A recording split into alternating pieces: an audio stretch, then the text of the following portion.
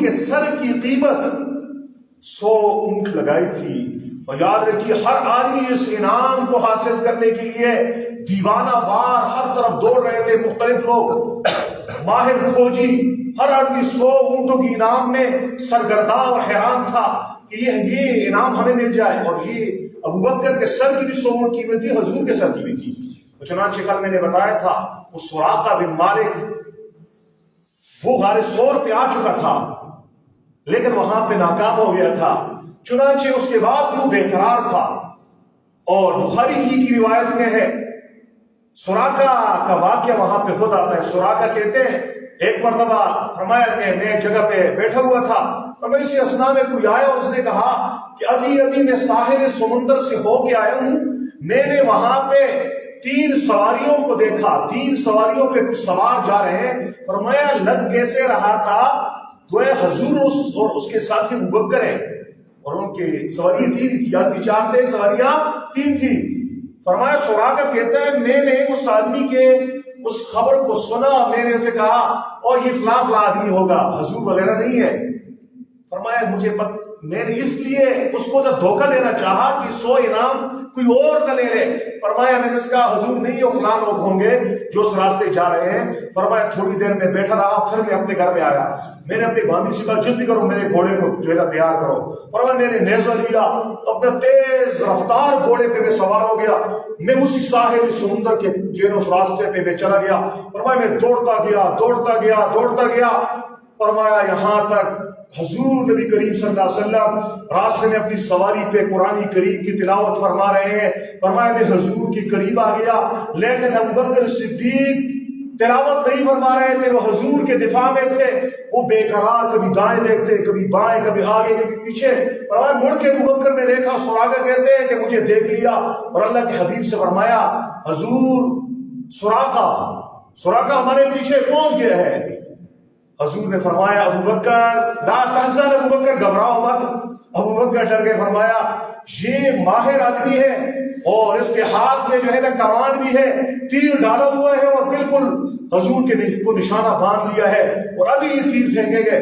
اور آواز دی اس آدمی نے محمد رسول اللہ صلی اللہ علیہ وسلم کو کہ رک جائیے, نہیں تو میں آپ کے اوپر حملہ کرنے والا ہوں. ادھر سے اس نے یہ بات کی, اللہ کے نبی نے اس کے لیے بد دعا کر دی. بخاری کی روایت میں اے اللہ اس کو نیچے بچھاڑ دے, اس کو گرا دے. سراقہ خود کہتے ہیں فرمایا حضور نے ایسے جملے کہے, ابو بکر نے آمین کہی, دونوں نے میرے لیے بد دعا کی. فرمایا میں اپنے گھوڑے سے نیچے گر گیا. فرمایا جب گرا حضور لوگ آگے جا رہے ہیں, میں گھوڑے سے نیچے گرا.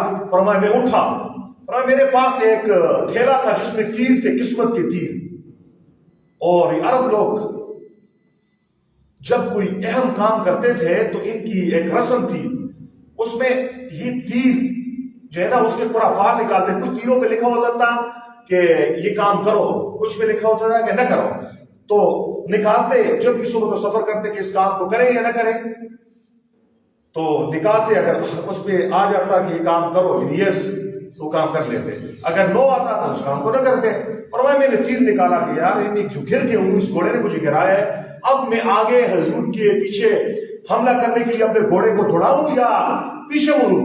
فرمایا جو تیر نکلا اس میں اشارہ اس بات کی طرف تھا کہ آگے نہ جاؤ.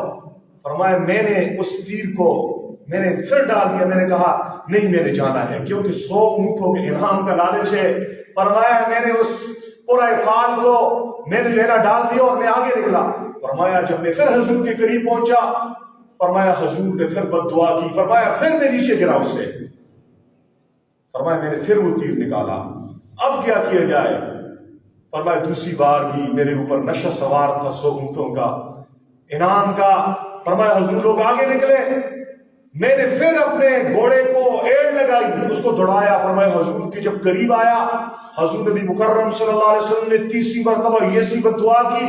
فرمایا میرے گھوڑے کے پاؤں زمین میں دھنس گئے, زمین نے مجھے پکڑ لیا. جس قارون کو پکڑا تھا نا, موسیٰ علیہ السلام کا معجزہ تھا, یہ محمد رسول اللہ کا معجزہ ہے. سراقہ کہتے ہیں میرے جو ہے نا اس گھوڑے کے پاؤں زمین میں دھنس گئے, ایسے دھنسے. فرمایا وہاں سے گرد و غبار اڑی. فرمایا جیسے آج کل بم جس علاقے میں گرایا جاتا ہے تو ایسے، فرمایا ایک دھماکہ سے ہوا، میرے گھوڑے کے پاؤں زمین میں دھس گئے، فرمایا میں نے بہت زور کیا اس کو نکالنا چاہا، فرمایا زمین نے میرے گھوڑے کے پاؤں کو مضبوطی سے پکڑا ہوا ہے، فرمایا میں سمجھ گیا، میں نے کہا سراقہ محمد رسول اللہ پہ تو کبھی حملہ نہیں کر سکتا، کامیاب نہیں ہو سکتا۔ فرمایا میں نے پھر آواز دی، اے محمد، اے ابو بکر، فرمایا ابو بکر فرماتے حضور نے مجھے کہا ابو بکر اس سے پوچھو کیا کہنا چاہتا ہے۔ سنو بہت عاشقانہ بحث ہے۔ ابو بکر نے سراقہ سے فرمایا او سراقہ کیا کہتے ہو؟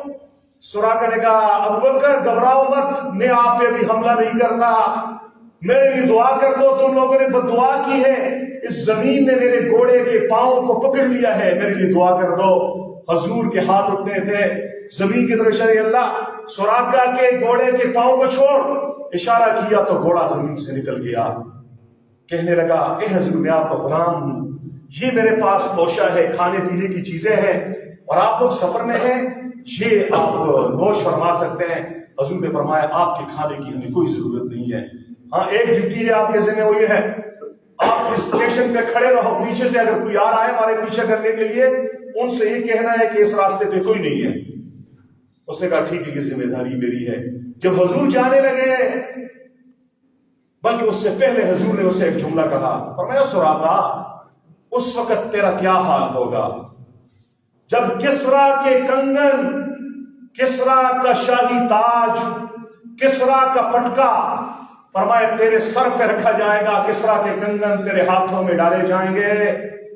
یہ جملہ وہ نبی اس وقت کہہ رہا ہے جب اسے خود اس کے گھر سے در بدر کیا جا رہا ہے، جس کے پاس کھانے پینے کی چیزیں نہیں ہیں، لیکن امام الانبیاء خاتم النبیین نبی ہے، پیشن گوئی فرما رہے ہیں سراقہ وقت آئے گا جب سپر پاور ایران فتح ہوگا، فرمایا کسرا کے خزانے میرے غلاموں کے قدموں میں آئیں گے، سراقہ تو اس وقت تک زندہ ہوگا، فرمایا وہ کنگن تجھے پہنائے جائیں گے۔ فرمایا سراقہ اس وقت تیرا کیا حال ہوگا؟ سراقہ فرماتے ہیں میں نے سوچا حضور نے فرما لیا ہے، فرمایا یہ کب ہوگا یہ کام؟ اللہ اکبر کبیرہ۔ سراقہ کہتے ہیں میں نے اس وقت حضور سے فرما لیا ہے، اے حضور میرے لیے کوئی امن کا پروانہ لکھ لیجیے، امن کا پروانہ کہ جب آپ غالب آئیں گے، سپر پاور جو ہے نا ایران فتح ہوگا، پھر آپ لوگوں کی حکومت ہوگی، کہیں کوئی مجھے نقصان نہیں پہنچا دے، میرے لیے امن کا پروانہ لکھ لیجیے کہ سراقہ کو کچھ نہیں کہنا۔ سراقہ کو حضور نے کہا، حضور رحمت اللہ عالمین نے بھی ہے، جان لینے والوں کے لیے بھی امن کے پروانے دے رہے ہیں۔ فرمایا ابو بکر اس کے لیے کچھ لکھ دو۔ کچھ روایات میں آتا ہے ابو بکر صدیق نے لکھا وہ امن کا پروانہ، کچھ روایات میں آتا ہے ابو بکر نے عامر بن فہیرہ اپنے غلام سے کہا، فرمایا کوئی ٹکڑا ہے تو لاؤ اس پہ اس کے لیے لکھ لیتے ہیں کہ یہ امن کا پروانہ ہے محمد رسول اللہ صلی اللہ علیہ وسلم کی طرف سے سراقہ بن مالک کے۔ اور وہ کس چیز پہ لکھا گیا؟ بعض کہتے ہیں وہاں پہ کوئی چمڑا وغیرہ تھا، وہ چمڑے کے ٹکڑے پہ لکھا، اور بعض کہتے ہیں کسی ہڈی کے اوپر، ہڈی ہوتی ہے، فرمایا اس کے اوپر لکھ دیا گیا۔ اس سے قلم اور علم اور تعلیم کی اہمیت کا بھی پتہ چلتا ہے۔ سفر جو نا ہجرت ہو رہا ہے، جہاں پہ حضور کے پاس تلوار ہے وہیں پہ حضور کے غلاموں کے ہاتھ میں قلم بھی ہے۔ اشارہ ہے انقلاب آتا ہے علم سے، انقلاب آتا ہے قلم سے، پڑھنے پڑھانے سے آتا ہے۔ اس سے علم کی اہمیت کی اس کی بھی لکھ دیا گیا۔ وقت گزرتا گیا، میں اس واقعے کو تھوڑا سا آگے بڑھانا چاہتا ہوں۔ حضور کا زمانہ چلا گیا، حضور کے بعد خلیفہ آئے حضرت ابوبکر، اس کا زمانہ بھی چلا گیا۔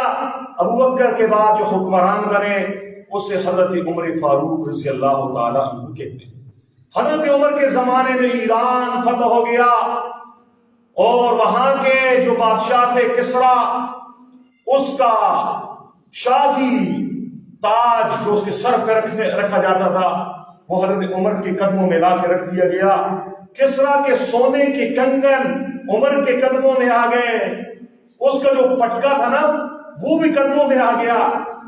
عمر رضی اللہ تعالیٰ نے جب اس سب چیزوں کو دیکھا، عمر کی آنکھوں میں آنسو آ گئے، حضور نبی کریم کی یاد آ گئی۔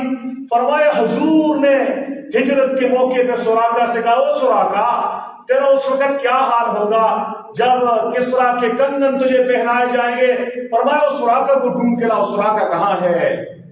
سراقہ آ گیا، فرمایا سراقہ سنانا ہمارے نبی نے آپ کو اس وقت کیا کہا تھا، ذرا اپنی زبان سے سناؤ کیا کہا تھا۔